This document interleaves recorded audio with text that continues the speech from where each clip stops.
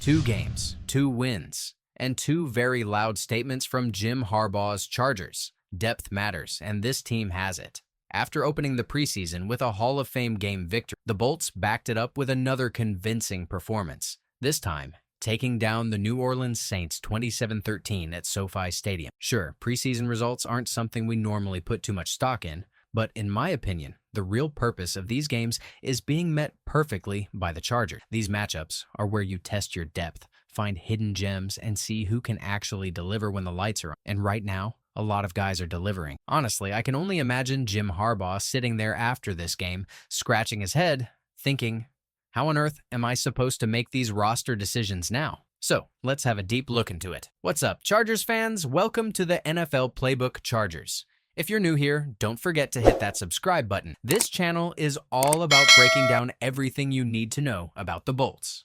Let's start with the quarterback spot because this one's getting really interesting. Trey Lance, man, I don't know about you, but this is a completely different vibe from the guy we saw in San Francisco or Dallas. He's not putting up flashy passing stats, but he's doing the one thing that keeps you on an NFL roster, protecting the ball and making plays when it matters. He only threw for 55 yards, sure, but he also ran for 48, including that 17-yard scramble that had the crowd buzzing and a 5-yard touchdown dive that put the Chargers ahead. Every time he took off, it felt like he was in complete control. He reminds me of Lamar Jackson. Now, let's be real. It's not just about what Trey Lance did, it's about the contrast with Taylor Heinicke. Harbaugh gave him the start, gave him the chance to make a statement, and it just didn't happen.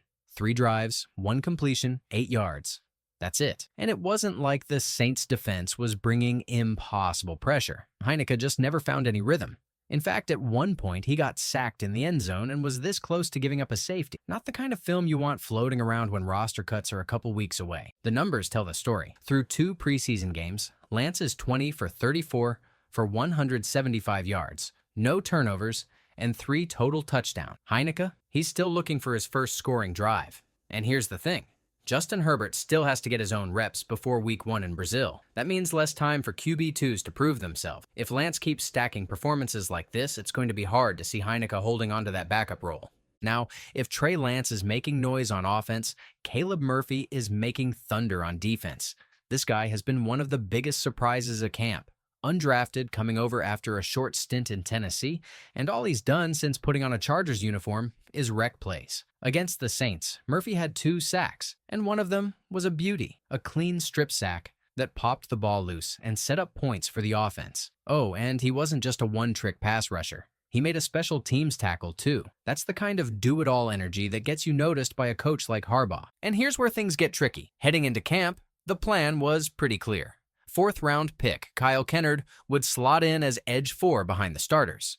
But production changes everything. Murphy has flat-out outplayed him so far. And in Harbaugh's world, it's not about draft position, it's about who's making plays. That's why this edge room just turned into one of the most interesting roster battles on the team. The Chargers only carried 4 edge rushers last year. If they stick to that number, either Murphy or Kennard is getting squeezed. But here's the thing. Kennard isn't going anywhere. They just drafted him. So maybe for the first time in a while, the Chargers carry 5 edge guys. That's a luxury most teams don't have. But depth like this, that's exactly what Harbaugh has been building. Now, I've got to talk about Eric Rodgers because this was a roller coaster.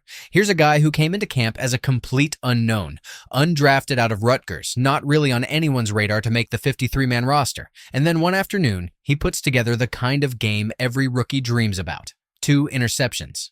Not 1. 2. The first, a perfectly timed jump on an out route. Picked it clean, stayed inbounds, and took it all the way back for 6. SoFi absolutely exploded. The kind of play that instantly makes fans Google your name. And he didn't stop there.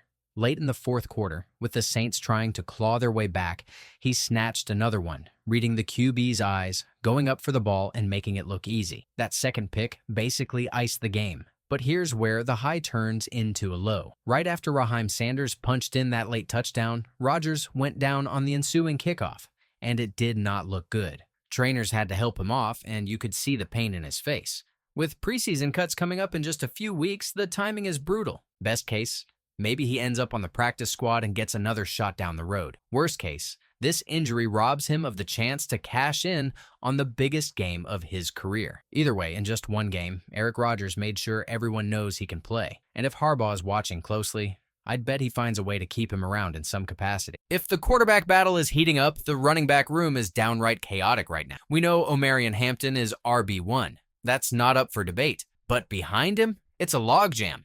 And Harbaugh's got a problem. A good problem, but still a problem.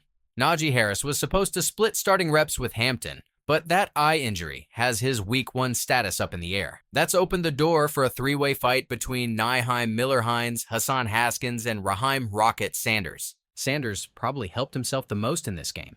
10 carries, 42 yards, and that late touchdown that sealed it. This is a guy who came into camp slowed by injuries, kind of on the outside looking in, and then against the Saints, he ran like he belonged. Haskins had fewer carries, but he ripped off a couple of big ones, and more importantly, he's one of the best special teams players on the roster. That's huge when you're fighting for a depth spot. And yeah, the Michigan connection with Harbaugh doesn't hurt either. Miller-Hines is the wild card. As a pure runner, he's got juice. He hits the hole fast, he's slippery in space, but the 2 muffed punts in this game are hard to ignore. Even if he's not the designated returner, special teams value matters when you're at the bottom of the depth chart. And right now, that's where Haskins has the edge. So, here's the question Harbaugh has to answer. Does he go with the veteran who can give you a spark on offense but is a liability on special teams? Or the guy who might not wow you at running back, but is a difference maker in coverage units?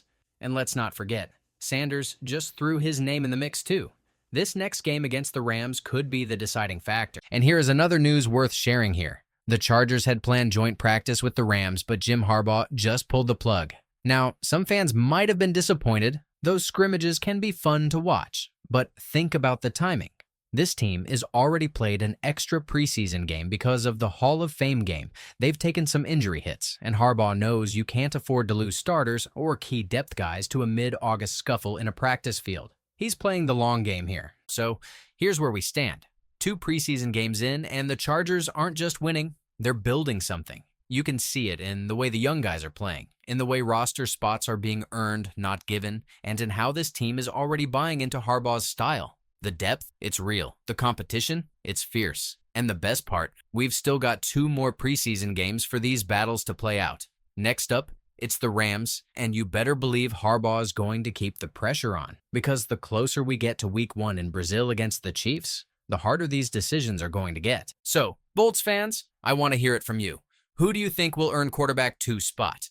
This is no joke, or not just a backup spot anymore. The way players injured, our QB2 must ready as QB1.